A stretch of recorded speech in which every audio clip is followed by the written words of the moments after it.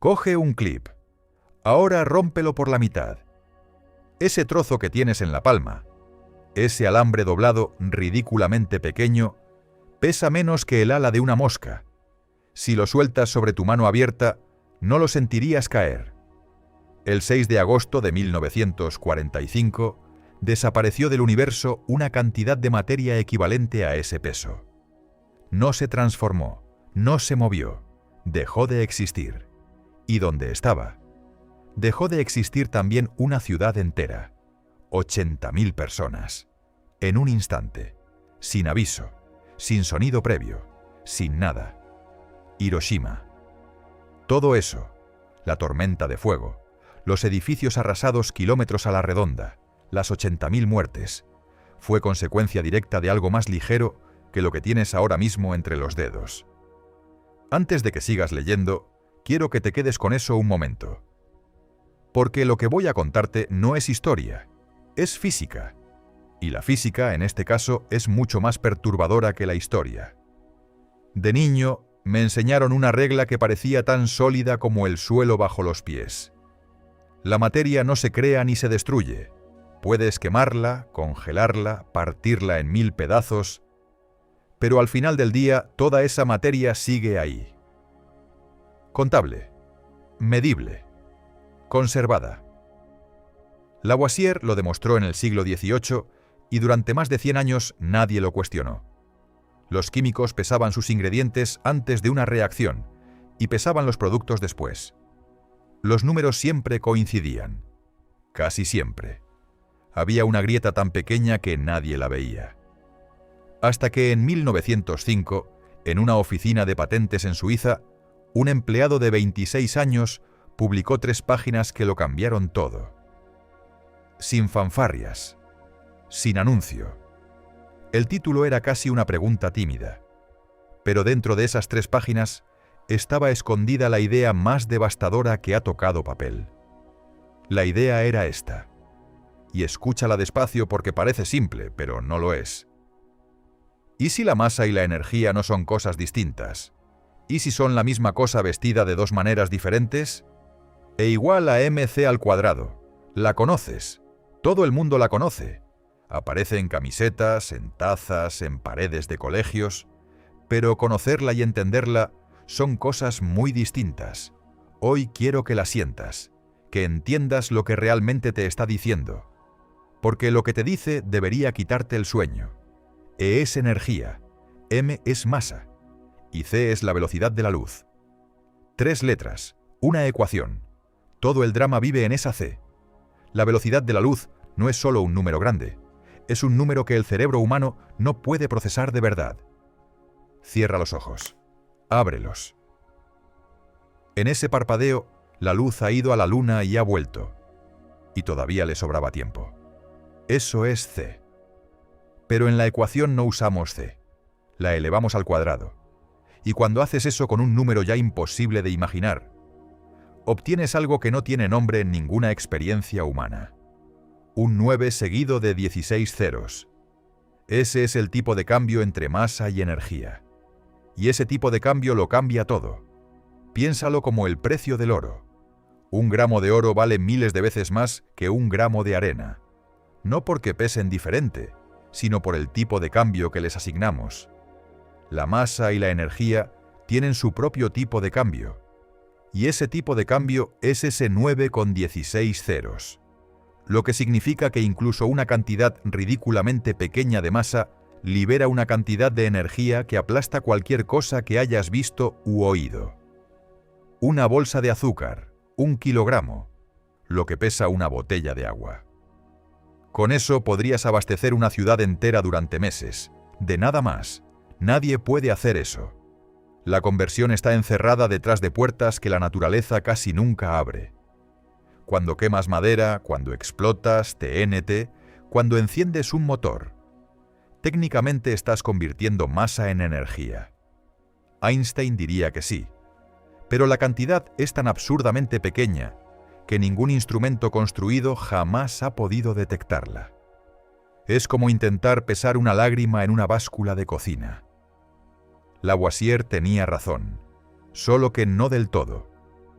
Durante la mayor parte de la historia humana, esas puertas permanecieron selladas. La humanidad quemó cosas, explotó cosas, construyó motores, y todo ese tiempo estuvo rodeada de una energía inimaginable sin saberlo. Cada piedra, cada árbol, cada persona, todo conteniendo en su interior más potencia que cualquier arma fabricada jamás. Dormida, inaccesible, esperando, casi todas. ¿Qué pasaba detrás de la única que no lo estaba? Eso es lo que viene ahora.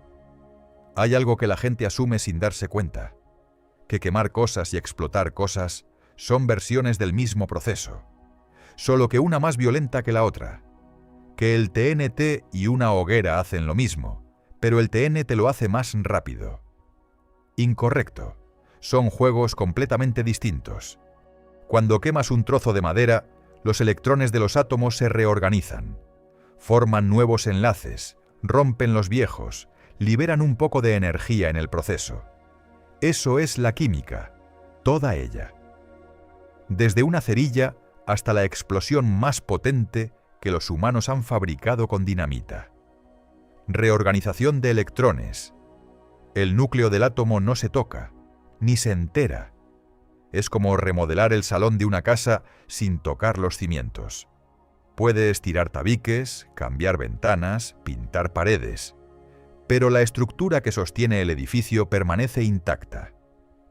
La energía nuclear vive en esa estructura, en los cimientos, y la diferencia no es de grado, es de escala. Una reacción nuclear libera aproximadamente 1.000.000 de veces más energía que una reacción química del mismo tamaño.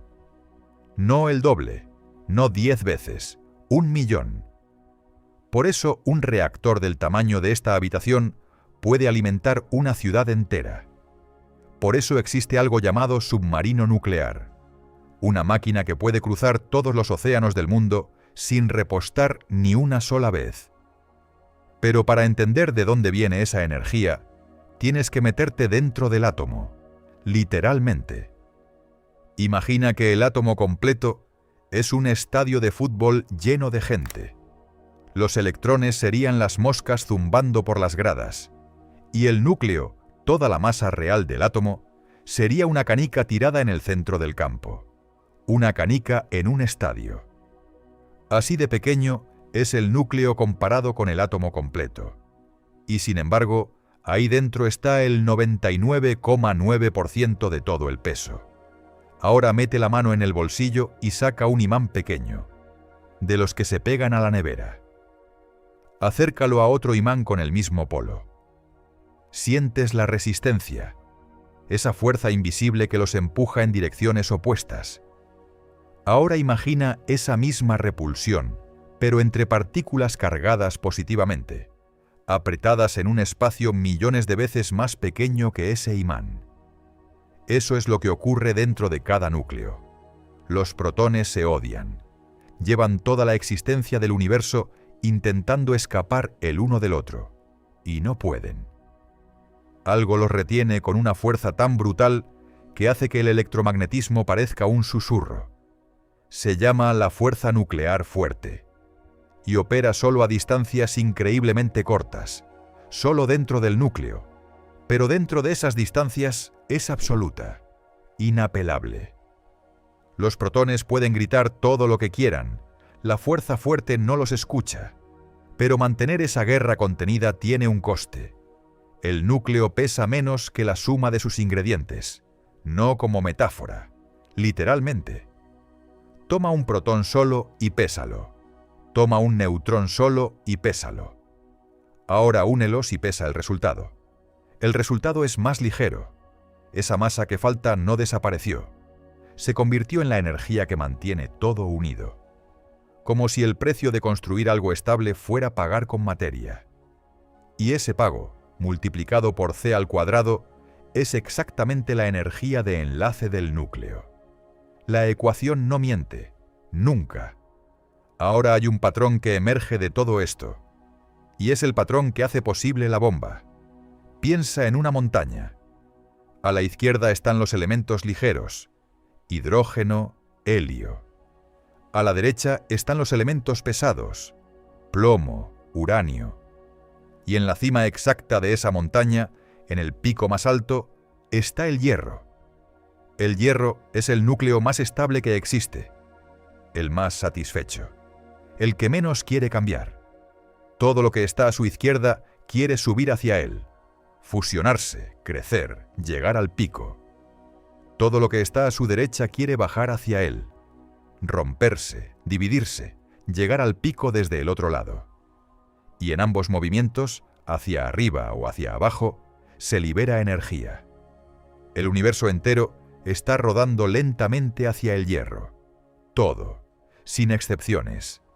El Sol, las estrellas, cada átomo de cada planeta, todo moviéndose muy despacio hacia ese punto de máxima estabilidad. Y si eso es así, si el uranio quiere romperse y liberar energía al hacerlo, la pregunta obvia es esta: ¿por qué no se rompe solo? ¿Por qué hay que hacer algo para que ocurra? La respuesta a esa pregunta construyó la cosa más destructiva que los humanos han puesto en pie jamás. El uranio natural es casi todo inservible. El 99% es uranio 238. Pesado, estable, aburrido. Le disparas un neutrón encima y lo digiere como si fuera comida. Lo absorbe. Se queda ahí. No pasa nada. Es un callejón sin salida. Pero escondido dentro de ese 99% hay algo diferente. El uranio 235. Apenas 7 átomos de cada 1000. Y esos 7 son completamente distintos. Son inestables de nacimiento, como una torre de naipes en un día de viento, esperando el roce más mínimo para desmoronarse. Un solo neutrón que entre despacio en ese núcleo y todo colapsa. El núcleo se parte en 2 pedazos. En ese instante. Lo que ocurre en ese instante lo cambia todo. Los 2 fragmentos salen disparados en direcciones opuestas a una velocidad que no existe en ningún otro contexto de tu vida. Cerca del 3% de la velocidad de la luz. Para que lo entiendas, un avión comercial viaja a unos 900 km por hora. Esos fragmentos nucleares viajan a 32 millones de kilómetros por hora. No hay nada en tu experiencia que te prepare para ese número. Chocan contra los átomos vecinos. Les transfieren esa energía. El material se calienta desde dentro, no desde fuera, no con fuego, desde dentro, con colisión pura.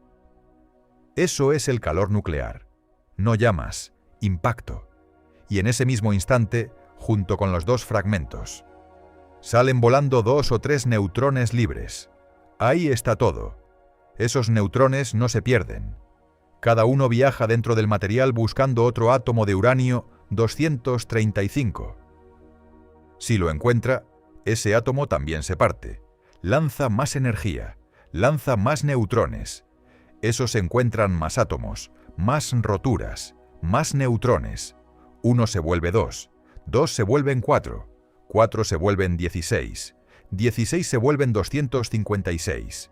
Y cada generación dura 10 nanosegundos. La mayoría de la gente oye crecimiento exponencial y piensa en algo que crece rápido. No entiende lo que realmente significa. Después de 30 generaciones, tienes 1000 millones de fisiones simultáneas. Después de 80 generaciones, en menos tiempo del que tarda tu párpado en bajar y subir, tienes más reacciones ocurriendo al mismo tiempo que átomos en el Sol. La reacción pasa de un solo átomo roto a una explosión que borra una ciudad. Sin aviso, sin sonido previo. Cuando el aire empieza a moverse, ya ha terminado todo. Pero hacer que esto funcione de verdad es brutalmente difícil, porque el 99% del uranio es ese 238 inútil que absorbe neutrones sin fisionar. Cada neutrón que choca con un 238 es un neutrón perdido. Y si el material es demasiado pequeño o demasiado disperso, los neutrones escapan al exterior antes de encontrar un blanco útil. La reacción se apaga sola, no arranca. Necesitas lo que se llama masa crítica, la cantidad mínima de uranio 235 concentrado para que en promedio cada fisión produzca al menos una fisión más. Por debajo de ese umbral, la cadena muere. Por encima, crece. Y si lo juntas todo de golpe, de forma violenta y repentina, no solo crece, detona. Pero aquí está la trampa que muy poca gente conoce. La misma energía que la reacción libera también está destruyendo las condiciones que la hacen posible. Cada fisión calienta el material, lo expande, separa las piezas. Y en el momento en que las piezas se separan lo suficiente, la densidad cae por debajo de la masa crítica y todo se apaga. La bomba literalmente lucha contra sí misma. Intenta crecer y al mismo tiempo dispersa su propio combustible. Little Boy perdió esa carrera en microsegundos. Menos del 2% del uranio llegó a fisionar. El resto salió volando antes de que la reacción pudiera consumirlo. Como intentar llenar un vaso con un agujero en el fondo, la mayor parte del agua se pierde antes de que puedas beberla. Y aún así, con ese 2%, con esa ineficiencia brutal, la cantidad de masa que realmente dejó de existir, la materia que se convirtió en energía pura al tipo de cambio de C al cuadrado, fue apenas una 17ª parte de un gramo. El peso del trozo de clip que rompiste al principio. Ese peso mató a 80.000 personas, arrasó una ciudad, cambió la historia. Ahora viene la parte que a mí me dejó sin palabras la primera vez que lo entendí de verdad. Porque 3 semanas antes de Hiroshima, lo probaron, en un desierto, de madrugada. Y hubo alguien que lo vio con sus propios ojos, sin ninguna protección, y dejó escrito lo que vio. Las 5 de la mañana, desierto de Nuevo México.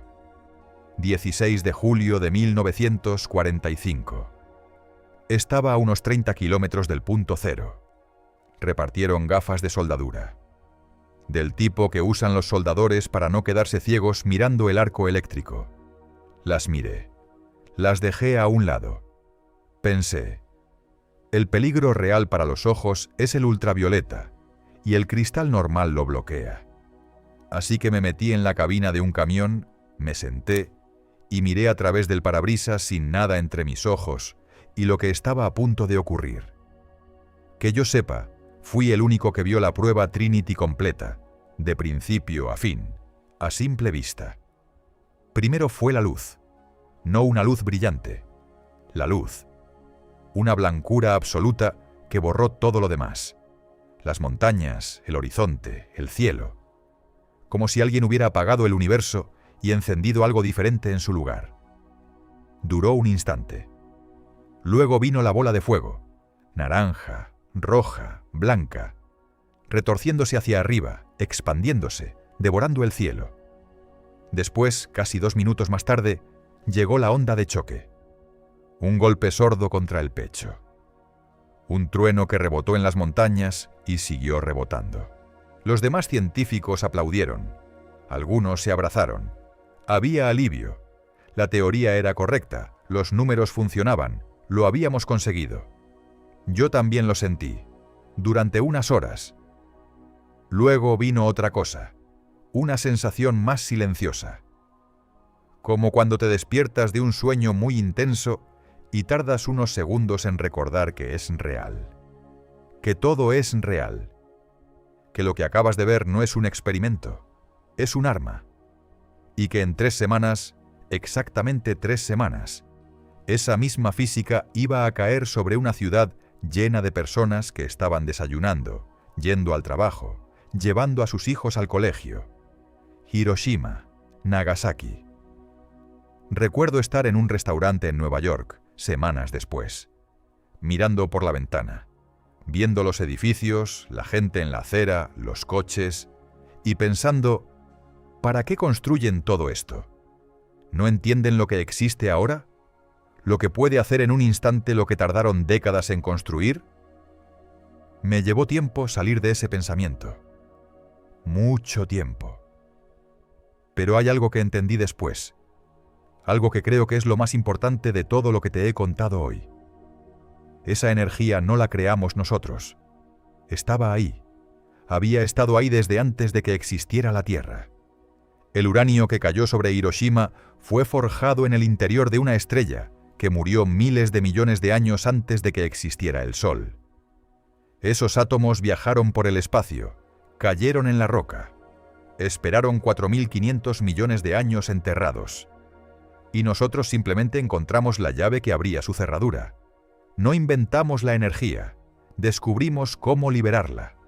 Y esa distinción importa más de lo que parece, porque significa que la física no nos pidió permiso.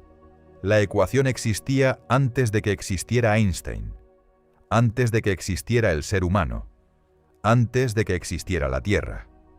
c² es una propiedad del universo, no algo que nosotros decidimos, no algo que podamos cambiar. Si la velocidad de la luz fuera diferente, el tipo de cambio entre masa y energía sería diferente. Las estrellas arderían diferente. La vida tal como la conocemos probablemente no existiría. Tenemos el universo que tenemos, con esta C, con este tipo de cambio. Y ese universo contiene tanto la luz del Sol como la bomba atómica. Los dos salen de la misma ecuación. Ahora viene la parte que quiero que te lleves contigo. Pon la mano sobre esta mesa, o sobre tu pierna, donde quieras. Esa materia que estás tocando, esa materia que eres, contiene la misma energía. Cada núcleo atómico de tu cuerpo lleva encerrada dentro exactamente esa misma fuerza. Convertida al tipo de cambio de c², la energía nuclear de tu cuerpo equivaldría a miles de bombas de hidrógeno. Estás sentado sobre eso ahora mismo, y estás perfectamente a salvo, porque la fuerza nuclear fuerte sujeta esos núcleos con una tenacidad que ningún proceso ordinario puede vencer. El fuego no llega ahí, un impacto no llega ahí. Para abrir esa cerradura necesitas condiciones muy específicas que la naturaleza casi nunca permite. Casi nunca. La misma ecuación que describe la bomba, describe el Sol. Cada segundo, 4 millones de toneladas de masa solar dejan de existir, convertidas en la luz que calienta tu cara cuando sales a la calle un día despejado. La misma c², el mismo tipo de cambio. La única diferencia es que en el Sol ocurre en un horno de gravedad controlada a 150 millones de kilómetros de distancia. Y en Hiroshima ocurrió a 500 metros sobre una ciudad. Misma física, distinto contexto. Todo cambia. Coge ese clip otra vez. El trozo que te queda, el que no rompiste. Según E igual a mc², ese trozo contiene más energía nuclear que la bomba que destruyó Hiroshima. En ese alambre, en eso que pesa menos que una mariposa. Lo único que separa ese trozo de clip de una explosión de 20 kilotones es la fuerza fuerte, y que nadie ha encontrado todavía cómo abrirle la puerta. Nosotros abrimos la del uranio 235, y el mundo cambió para siempre en un instante. El resto de las puertas siguen cerradas. De momento.